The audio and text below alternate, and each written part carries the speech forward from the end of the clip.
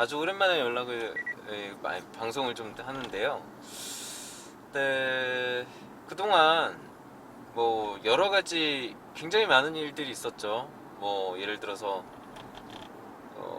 코로나로 인해서 그런 장기 여파로 인한 그 각국의 어떤 화폐를 찍어내는 효과에 의해 경기 부양을 위해서 그로 인해서 많은 화폐가 시중에 풀리게 되고 지나친 넘치는 유동성으로 인해서 자산 거품이 많이 형성이 됐었고, 반면에 베트남은 돈을 찍어내고 화폐 유동성을 늘리지 않았기 때문에 어떻게 보면 상대적으로 당시는 좀 힘들 수 있었으나, 지금은 그런 어떤 다른 나라들, 그러니까 미국이라든지 한국이라든지 혹은 유럽의 각국의 어떤 화폐 유동성 공급으로 인한 어떤 코로나 이후의 후유증 이런 것들을 지금 겪고 있는 마당에 그 베트남은 상대적으로 많이 안정되어 있는 상태에서 이제 V자의 상승 곡선을 저는 좀 흐름을 많이 타고 있다라는 생각을 하거든요.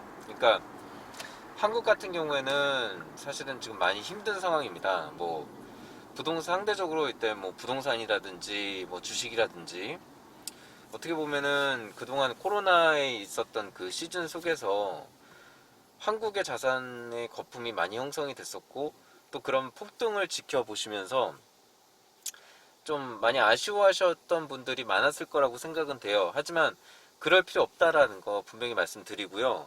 이후에는 아마 그렇게 형성됐던 거품들이 많이 빠지고, 뭐 주식에서 일단 먼저 효과가 나왔죠. 거품이 많이 빠졌고 지수가 2300에서 2400 왔다 갔다 하고 있긴 한데, 장기적으로 봤을 때는 그동안에 거품이 많이 형성이 됐었기 때문에 한국은 내림 추세로 갈 수밖에 없다.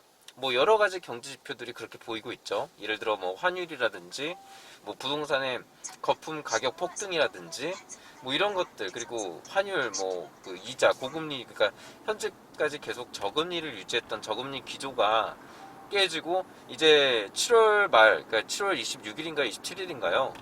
그때 뭐 바로 다음 주라고 지금 알고 있는데, 다음 주에 연준에서 그 발표를 한다면은 그 금리 인상 발표 분명히 이제 자이언트 이상은 나올 거라고 다들 보고 있어요. 그리고 어떤 언론에서는 그 울트라 스텝이라고 해서 1% 이상을 올리는 것도 가능할 것이다. 왜냐면은 그만큼 미국의 그 물가 상승이 굉장히 심각하다라는 얘기예요.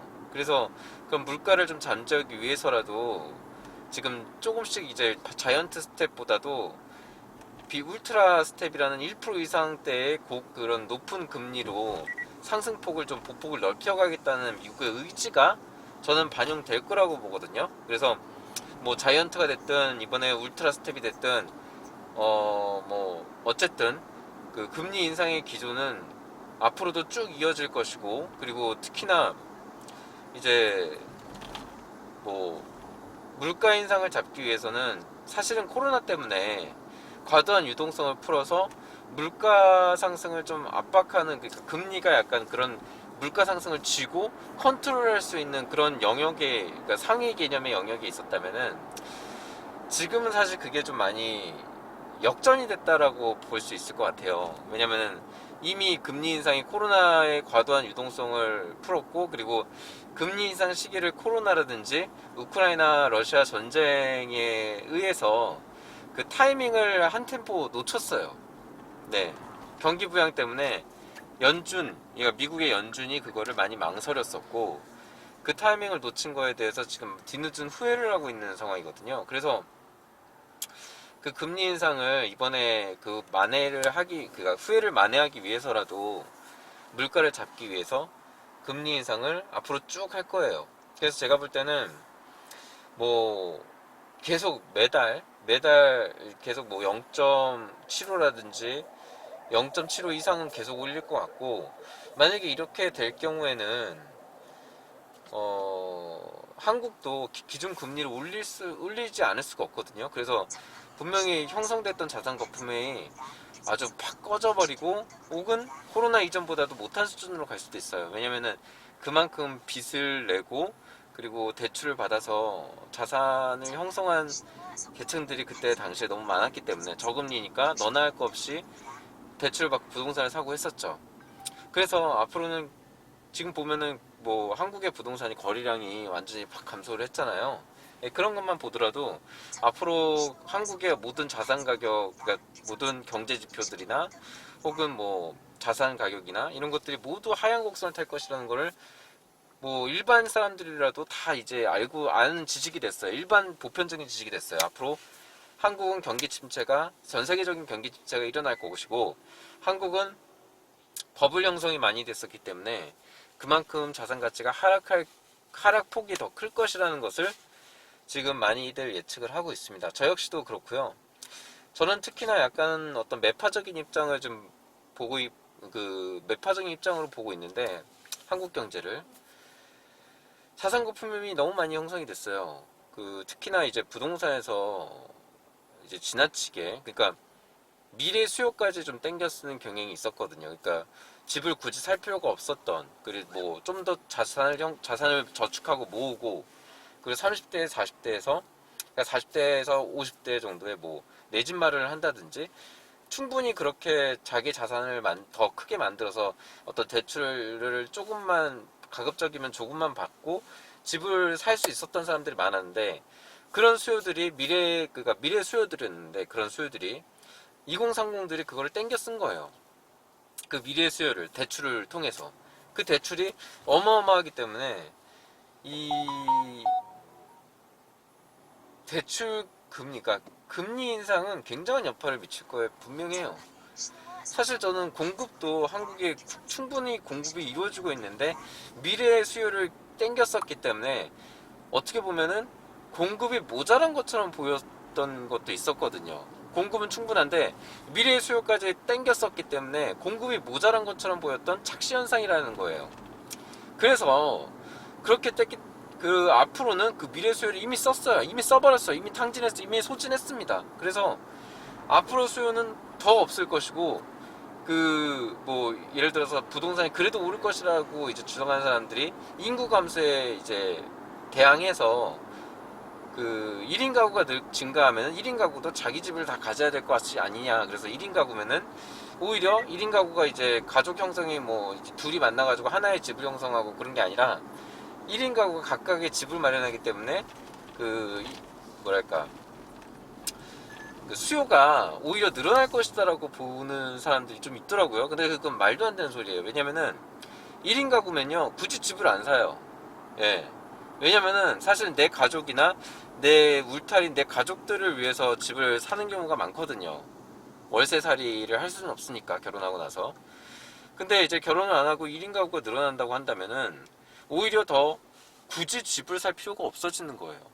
내가 왜 굳이 집을 사야 되지?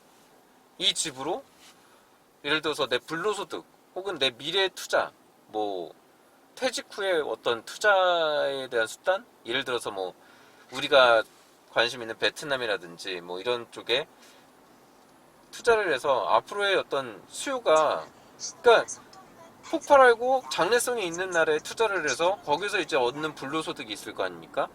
그런 것들에 더 투자를 하지 굳이 지금 그 대출까지 빚까지 떠안으면서 그거를 깔고 앉을 필요가 없다라는 거예요. 그렇잖아요. 왜? 나 혼자는 어디서든 살 수 있으니까. 월세를 살든 전세를 살든 어쨌든 굳이 집을 살 필요가 없어지는 겁니다. 무리를 해서. 그러니까 더더욱이나 이제 집을 안 살 필요가 없어지고 미래의 수요까지 땡겼었기 때문에 한국은 더더욱 앞으로 이제 자산 감축 현상이 일어날 거고 거기에 대비해서 완전히 대칭되는 게 저는 베트남이라고 보거든요. 한국이랑은 지금 완전히 반대 입장이 있어요. 그러니까 한국은 부동산을 미래의 수요를 땡겨 쓰지 않았습니까? 근데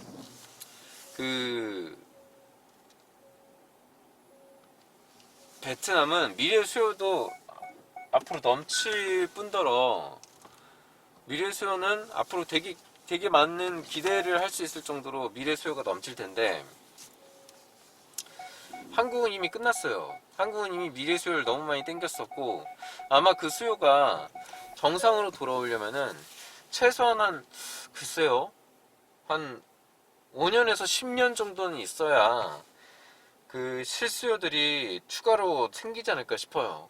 왜냐면은 그동안 너무 많은 그 수요들을 땡겼었고 거래가 지금 절벽이라고 하죠. 그래서 저는 폭락의 시작이 아마 올해 연말에서 내년 초쯤이면은 본격적으로 눈에 보이기 시작할 거고, 뭐 경매 나온다든지 뭐 그런 집들도 되게 되게 우수도 떨어질 것 같아요. 그래서 차라리 저는 이제 그렇게 생각하는 거죠.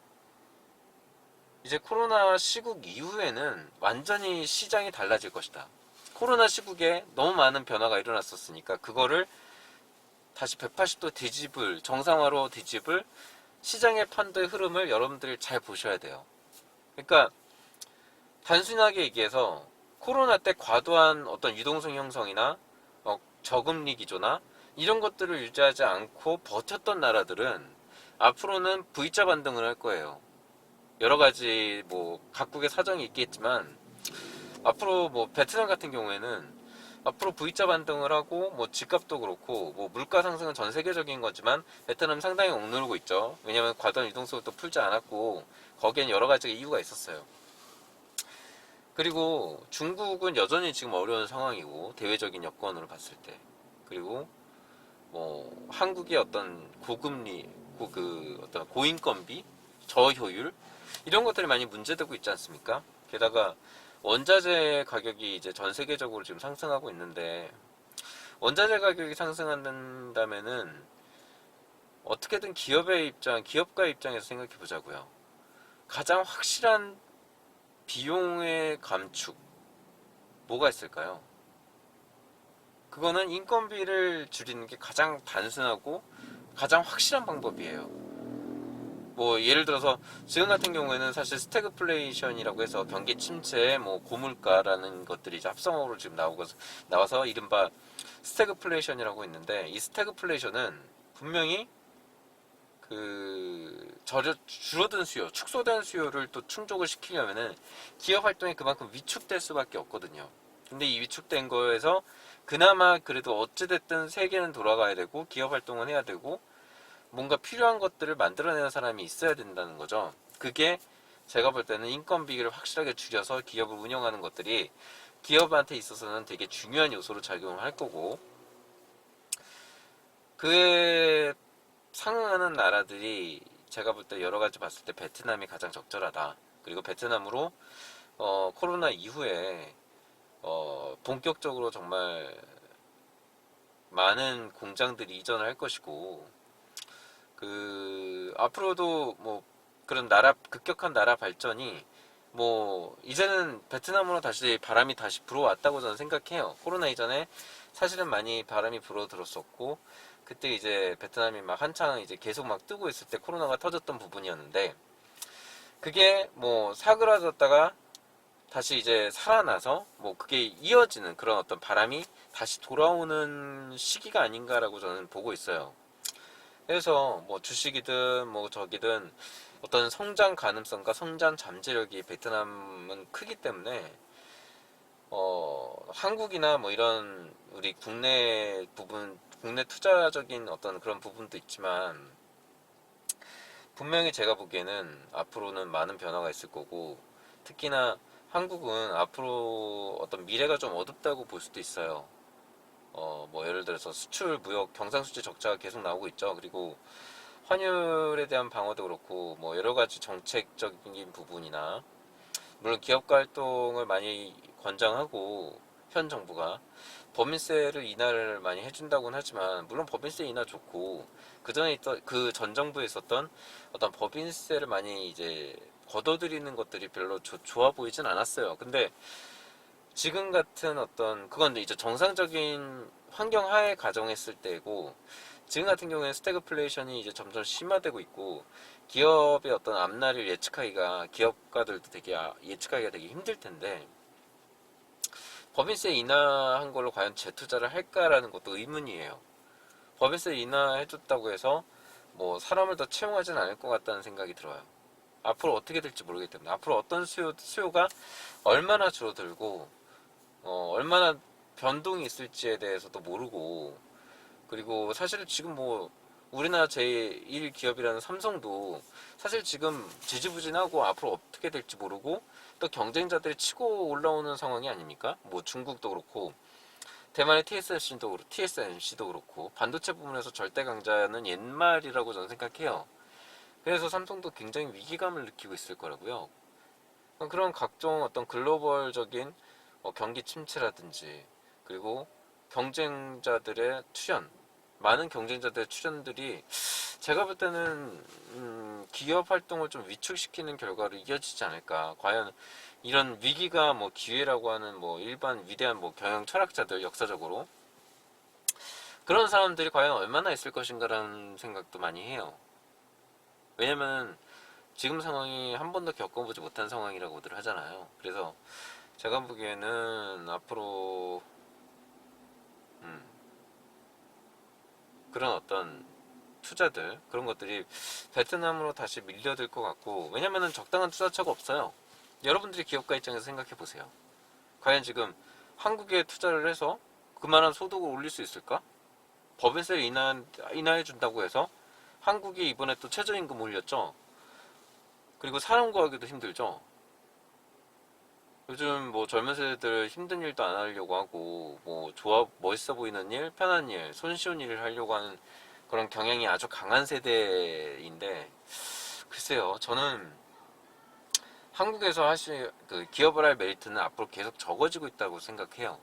그리고 어찌됐든 뭔가를 만들어내고 그 어떤 이윤 추구를 하기 위해서는 그 인건비를 절약할 수 있고 앞으로 수요가 많고 그리고 여러모로 발전하고 있는 나라에서 하는 게 맞다고 보거든요. 그래서 저는 베트남을 예전부터 생각을 했었고 베트남에 대해서 여러분들한테 얘기도 많이 했고 그리고 관심도 많이 갖고 있었어요. 그래서 한동안은 거기에 대해서 좀 뜸하긴 했는데 제가 사실은 뭐 그게 뭐 여러 가지 이유가 있겠지만 사실은 어떤 유튜브라는 것을 좀 지속하기가 사실은 좀 쉽지는 않더라고요. 이게 꾸준히 영상도 찍어야 되고 뭐 개인의 어떤 일적인 부분에서도 플러스로 해서 끊임없이 좀 저기 추가로 업데이트도 하고 뭐 여러 가지 정보도 이제 공부하고 이래야 되는데 제가 좀 사실 바빴던 것도 있고 뭐 유튜브를 지속적으로 좀 찍기 어려웠던 부분도 있어요. 왜냐면 끊임없이 이거를 계속 봐야 되는데 다른 일을 하다 보면은 사실 소홀해지는 경향도 있었고 그래서 좀 관심을 좀 갖지 못하고 있었던 부분이 있었는데 어쨌든 이제는 좀 다시 또 바람도 불어오고 또 베트남에 대한 어떤 관심들도 모아지는 분위기가 형성이 되었으니 여기에서 제가 조금이라도 좀 도움이 될 수 있는 부분이 있다면은 영상을 계속해서 업데이트 하도록 하겠습니다. 그동안 계속 구독을 유지해 주셨던 분들도 항상 제가 좀 감사한 마음을 갖고 있다는 걸 좀 알아주시고요. 그리고 앞으로도 계속 좀 찍어서 여러분들하고 좋은 내용 공유할 수 있도록 하겠습니다. 예, 여기까지 하겠습니다. 감사합니다.